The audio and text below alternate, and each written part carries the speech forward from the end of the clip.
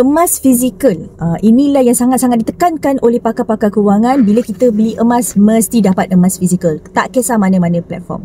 Tapi bila kita beli emas di Public Gold, semua orang akan dapat gram emas, sama ada beli ataupun simpan dalam akaun Gap ataupun beli terus emas fizikal tu.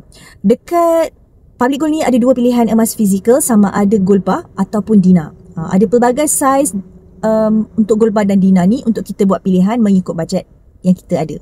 Persamaan untuk gold bar dan dinar ni, kedua-duanya adalah berketulinan 999 ataupun 24 karat. Dan perbezaan untuk gold bar dan dinar ni adalah dari segi bentuk. Gold bar dia bentuk petak, dinar dia bentuk bulat. Harga per gram untuk kedua-dua gold bar dan dinar ni sama je. Semestinya harga emas fizikal yang lebih besar lebih murah berbanding yang kecil dan mempunyai kadar susut nilai yang lagi rendah. Lagi besar emas tu, lagi kecil susut nilai dia. So mana untung simpan gold bar atau dinar? Kedua-duanya pun untung. Ikut cita rasa sendiri nak bentuk dan design yang mana yang berkenan dekat hati. Kalau mampu simpan kedua-duanya, kenapa nak kena pilih? Kalau ikut pengalaman, pilih emas fizikal yang besar lebih untung cepat dan maksimum. Untung simpan 1 dinar takkan sama dengan simpan 10 dinar. Mulakan dulu dengan 1 gram ataupun RM100 sebagai langkah pertama.